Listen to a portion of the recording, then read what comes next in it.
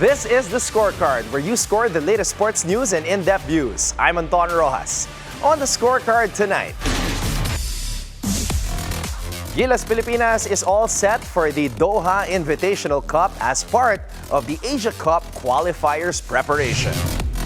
Shai and LeBron headline NBA All-Star starters.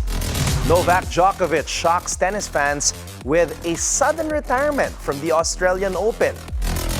Harden's triple-double powers the Clippers to an easy win over the Wiz. Over in Los Angeles, the Lakers dominate the Celtics in a commanding 117-96 victory. And get to know what's in store for those joining the Women's Maharlika Pilipinas Basketball League with WMPBL President John Kallos. All the headlines and more on the Scorecard tonight, the 24th of January. Now here's our roundup. Gilas Pilipinas is gearing up for some much-needed competition as they head to Doha for the second Doha Invitational Cup, a foreign-nation friendly organized by the Qatar Basketball Federation from February 14 to 16. The team will face Qatar, Lebanon, and Egypt in the tournament, with all games scheduled at Qatar University. Gilas opens against the host country on day 1, battles Lebanon the next day, and wraps up with a clash against Egypt. Head coach Tim Cohen is bringing a lean but talented roster, including the return of Troy Rosario, who adds size and depth to the front line after Kai Soto and Kevin Kiambao were sidelined by injuries. Naturalized player Ange Kouame is also expected to join, providing extra muscle in the absence of Japeth Aguilar, who will rejoin the team for their road games against Chinese Taipei and New Zealand. The core lineup is headlined by Justin Brownlee, Scotty Thompson, Junmar Fajardo, CJ Perez, and Dwight Ramos. Coach Cohen is optimistic that these friendlies will sharpen the team as they prepare for the third and final window of the FIBA 2025 Asia Cup qualifiers, with crucial games against Chinese Taipei and New Zealand looming. Both teams are eager to avenge earlier losses. The Filipinos remain the only undefeated squad in their group. So, we've got exciting days ahead. Let's go, Gilas! Shai Alexander and LeBron James are officially among the starters for next month's NBA All-Star Game.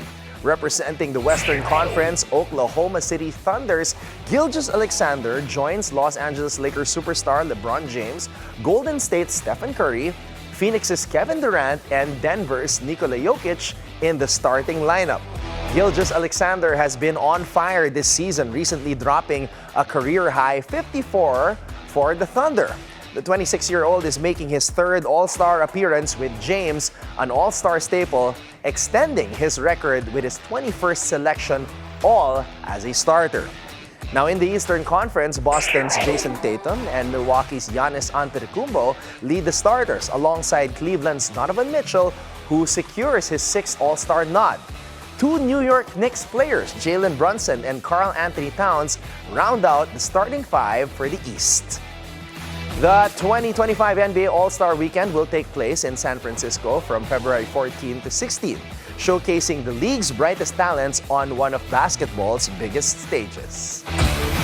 Novak Djokovic left the tennis world stunned after abruptly retiring mid-match during his Australian Open semifinal against Alexander Zverev. The Serbian star, chasing his 11th Australian Open title and the record-breaking 25th Grand Slam, pulled out after losing a tight first set in a tiebreak 7-5 following an intense 81-minute battle. Visibly hampered by a lingering injury he'd been nursing throughout the tournament, Djokovic explained his decision.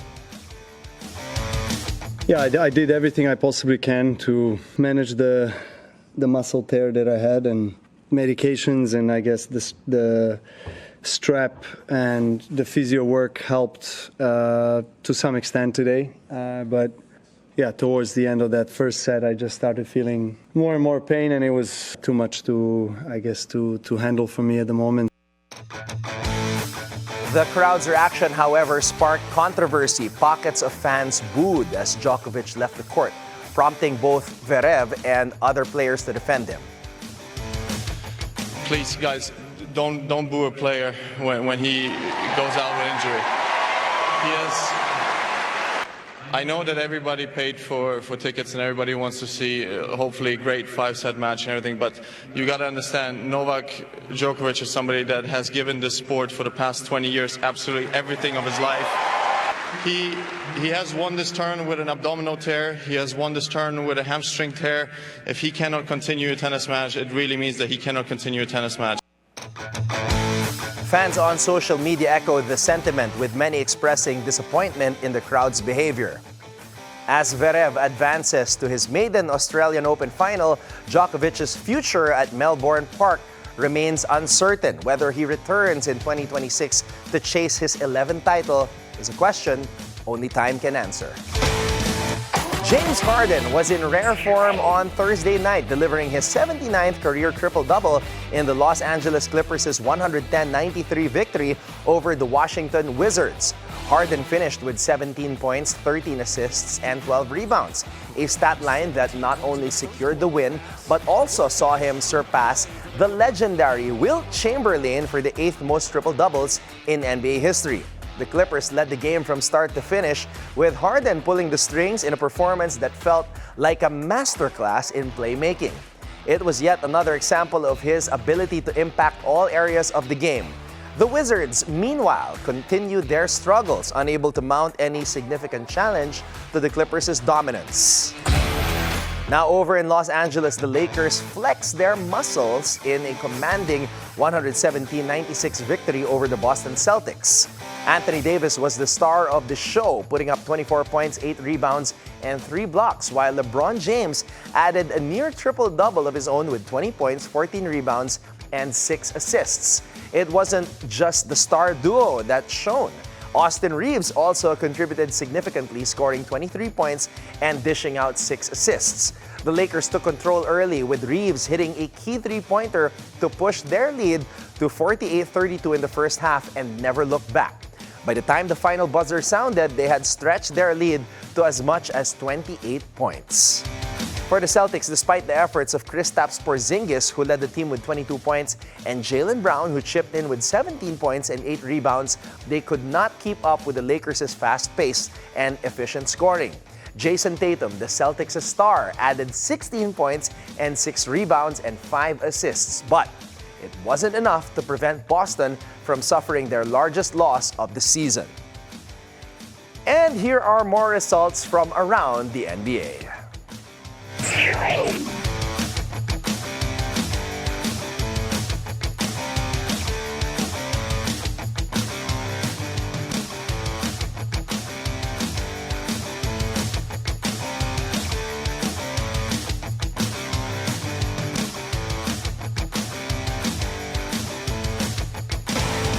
And here's your daily dose of sports lingo. Basketball isn't just a game of points and rebounds. It's a stage where feats like the elusive triple-double turn players into legends.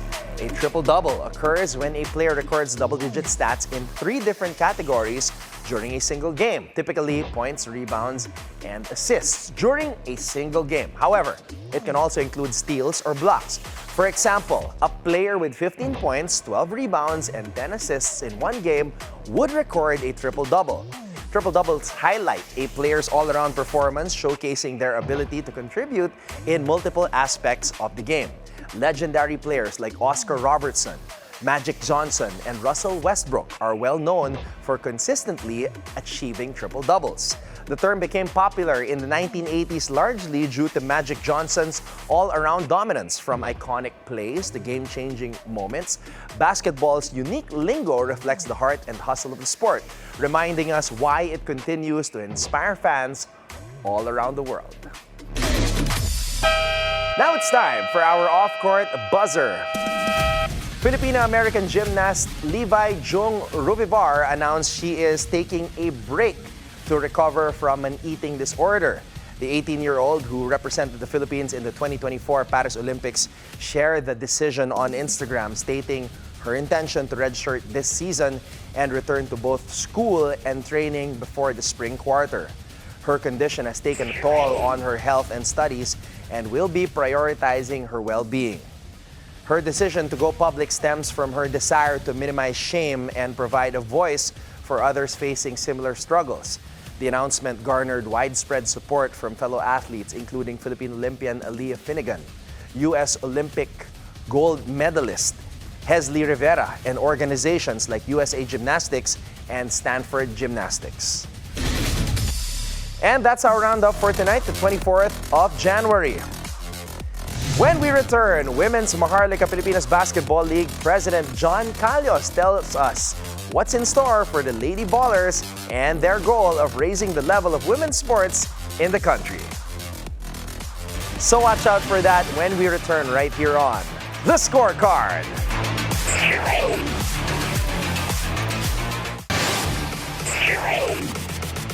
Welcome back to The Scorecard. The Women's Maharlika Pilipinas Basketball League opens its doors for promising lady ballers dreaming of going pro. And to tell us what's in store for those who make it to the Liga ng Bawat Pilipina is WMPBL President, Coach John Kallos.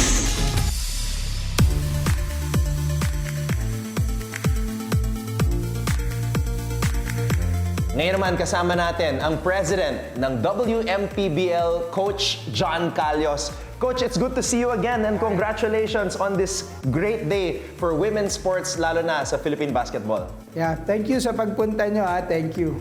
Coach John, naikwento sa akin ni Commissioner Heidi Ong na you approached her and you presented to her the idea of leading this new WMPBL. Paano ba nagsimula itong idea to create a league for women in terms of basketball? Actually, it was, nag-start siya nung nanonood ako ng UAAP game ng anak ko sa Adamson that time. Yes. So, next game is women's. Sabi ko, ganito na pala maglaro ang women's ngayon. Ang ganda. So, I talked to Boss Manny. Boss, can we have a professional basketball league for the women's? Sabi niya, ha? Paano? Ayan. Sabi ko, boss, I'll make a presentation, then tingnan mo. So, that time, nakita ko rin si Coach Heidi, Coach, buuin natin. Yeah. Sure ka? Sabi niya gano'n. Yes, Coach. Ako? Oo, ikaw, Coach. Walang iba, sabi ko. Bigyan mo lang ako ng 2 weeks. I'll get back to you. Wow. So, that 2 weeks, first presentation ko kay boss, pag-isipan ko daw muna mabuti. And then, the second presentation was, sige, ganyan na pala yung mga babae ngayon maglaro. Bigyan mo na ng platform yan. So, yan, dumating na sila Merman, si Ivan. We created the whole group. Then, paano na kami nag-start? Yun na, dumating na si Com, nag-brainstorming na, then nag-take off na. In one day, diretso kami ni Com. Com, tatanggapin mo ba? Hindi. Yes, tatanggapin ko. So, nag-pray siya, inask niya yung family niya. Sabi niya, yes, Coach, tatanggapin ko. So yun, doon lang start lahat. Coach, I remember I was the first ever commentator of the MPBL for Senator Manny. And then, sabi niya that night at the Araneta Coliseum, gagawin ko tong parang NBA. And now, from 10 teams, there are 29 teams in the MPBL. What is the vision naman for the WMPBL? For us, gusto muna namin ni Com yung level ng competition tumaas. And then mabigyan ng trabaho yung mga babae. Then sa mga bata naman, may ilulook forward ako. I want to play in the pro league. So parang ganun yung idea namin ni Com tsaka nung team namin. So dun kami nag-start. So dun ko hinuhugot kung saan nag-promise si boss na he wants to make an NBA like even the league. So, dinudugtong ko lang sa kung ano yung plano ng MPBL. Coach John, ngayon ba, meron kang mga paboritong teams or players that you want to invite fans? Oy, panoorin niyo to. Actually, as of now, marami ako nakikitang magagaling na nagulat ako talaga. I coach Adamson siguro 6 years, 7 years ago sa UAAP Women's. But ngayon nakikita ko iba na yung level ng competition. Ang gagaling na rin ng coaches, lahat, pati players. So as of now, wala akong masabing favorite team ko o malakas. Kasi, to be honest, may nakikita ako sa practice kasi I visit all the tryouts, practice sessions ng mga teams, but check talaga namin kung competitive. Okay ba sila? Okay ba yung mga players? Nabibigyan ba ng kahit papanong pagkain, allowances for them? So, chine-check namin ni Com para mas maganda yung yung trabaho ng mga bata. So as of now, siguro manood muna kayo at saka kayo magsabi kung sino ang favorite nyo. Coach, nabanggit mo yung salary allowances. Is there a salary cap here for the players in the For WMPBL? June, 15,000 is the minimum salary. 50,000 is the maximum salary. Pag professional, Pag-professional. or starting? Ngayon po wala. Okay. Sabi nga namin sa mga teams, we need to jumpstart women's basketball first. Later on na yung financial. But everybody needs the financial aspects. Pero unahin muna natin yung platform, then next yung financial aspect. And that will start in June? Yes, when the definitely. WMPBL will go? Sure na yan, June. Okay. Probably I can pattern it to yung before na opening natin sa MPBL, June 12, remember kung maalala mo. June 12. So baka June 12 yung opening ng women. So sticking with the roots of the MPBL. Okay, lastly, Coach John, to anybody watching right now, ang tagline ng liga is ang liga ng bawat Filipina. For you, what does that mean? Sa akin kasi ang bigat nung word na ito ang liga ng bawat Pilipina eh. Kasi wala talaga nagsubok at nag-take risks at bigyan pansin ng mga babae sa basketball. So ngayon na meron tayong ganitong platform, siguro maninindigan ako para sa mga babaeng Pilipina to. All right, we have the president of the WMPBL, Coach John Kallos. Coach John, congratulations and all the best. I'll see you down the road. Yes, thank you. When the scorecard returns, we will look into the upcoming NBA matchups so you can keep your eyes on the prize.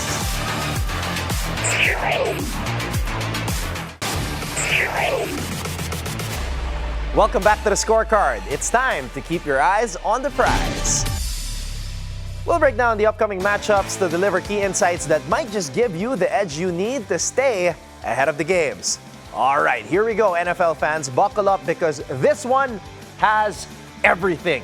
The Chiefs are hosting the Bills in what feels like a made-for-Hollywood matchup on the field. It's Mahomes versus Allen. But off the field, we've got some serious star power. Travis Kelce's girlfriend, none other than Taylor Swift. She might be in the stands again. And if she shows up, does Arrowhead even have a chance of not being the loudest stadium in sports? And over on the other side, Josh Allen's fiancée, Haley Steinfeld, might be pulling for her guy to flip the script on Kansas City. Are we watching football or a Netflix rom-com? Okay, now, let's get into the game. Let's break this down. Kansas City is laying 2 points here. And for those unfamiliar with what that means, it's essentially saying that on a neutral field, these two teams are almost dead even. But this isn't on a neutral field. It's at Arrowhead Stadium, one of the most intimidating venues in all of football. This place isn't just loud. It is a deafening fortress. And more importantly, it's Patrick Mahomes' personal playground. Mahomes thrives in this environment, and we've seen it time and time again. Whether it's a divisional matchup, a playoff classic, or even a primetime showdown like this, he knows how to feed off the energy of the Arrowhead faithful. And let's not forget, number 87, Travis Kelce. This man is a superstar in his own right. But when Taylor Swift is in the building, you can bet, well, not literally, he'll find a way to make those highlight reel plays that can get the crowd and the cameras buzzing.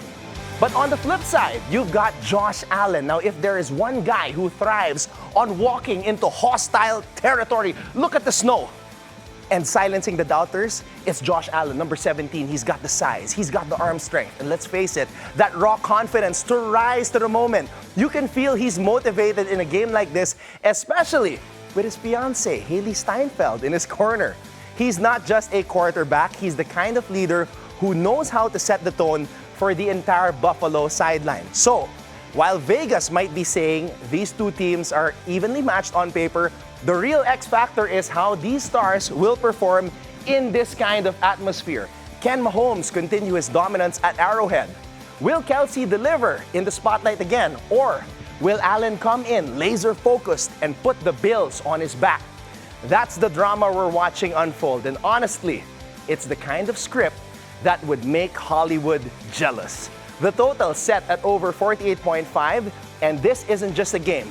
It's a cultural event. A heavyweight fight, and honestly, a battle for narrative supremacy. Can Mahomes hold serve in his house? Or will Allen and the Bills finally write their redemption story? Chiefs by 2, Buffalo gunning for glory. This is what NFL Sundays in the US are all about. It's not just football. Let's be honest, maybe a little bit of Taylor and Haley, but this is the type of thing that will have us memeing for weeks. Now, let's talk about the NBA Sixth Man of the Year. I love this award. It's all about dudes who come off the bench, know their role, and just flat out get the job done. Right now, there is Peyton Pritchard, sitting at the top. And honestly, I get it. He's that annoying little guy that every team wishes they had. He's diving for loose balls, he's hitting clutch threes, and keeping Boston's second unit alive. You watch him, and it's like, yup, that's the Sixth Man of the Year right there. Plus, Celtics fans, they eat this stuff up. It's the ultimate Marcus Smart energy transfer. But let's not sleep on DeAndre Hunter. He's not flashy, but he's the guy you notice when the Hawks are rolling. He'll give you 12 to 15 points, play solid defense, and just make the right play. It's not going to lead SportsCenter, but it wins games. And if Atlanta keeps climbing, you know the narrative crew is gonna start looking his way. Now, Amen Thompson. This dude is the wild card. Rookie making noise in a six-man conversation. You love to see it. The guy is pure electricity. He's like this crazy combo of raw athleticism and unpolished brilliance. Watching him feels like seeing a guy who might blow up any second. The question is, does Houston have enough wins in them to push him into real contention? I'm a little bit skeptical, but man, this guy, fun to watch. And then, there's Santi Aldama. If you're telling me you predicted Santi Aldama as a six-man sleeper in October, you're either lying or you're some weird Grizzly super fan. I'll just say that. But the dude is legit. He spaces the floor, he rebounds, he does all the little things. Memphis loves its grinders, and Aldama fits that mold perfectly.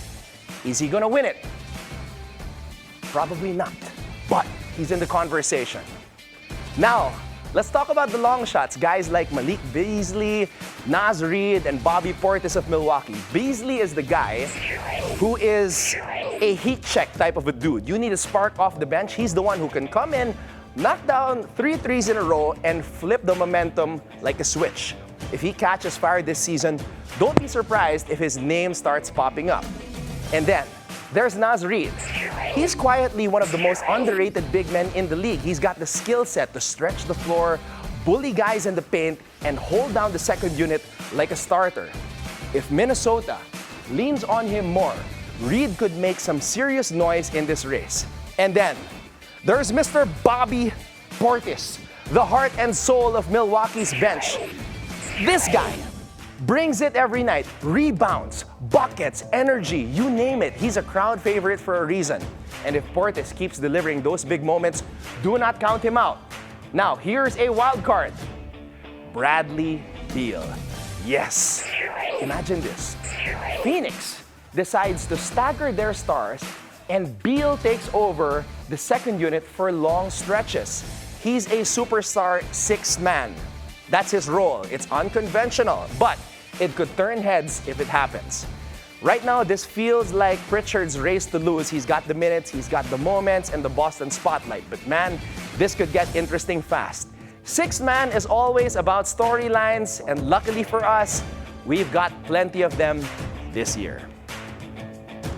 And that wraps up tonight's preview, so you can keep your eyes on the prize. Now, before we go, think on this. From a legendary UCLA coach who won 10 NCAA titles and is a Hall of Fame inductee as both player and coach, famed for his pyramid of success and leadership legacy, the Wizard of Westwood, John Wooden, he once said, "It's what you learn after you think you know it all that really counts." And with that, thank you for joining us tonight. We'll see you again next week on The Scorecard, where sports is our business and business is our sport, right here on the Billionaire News Channel. This has been Anton Roxas. Have a blessed evening, everybody, and happy weekend.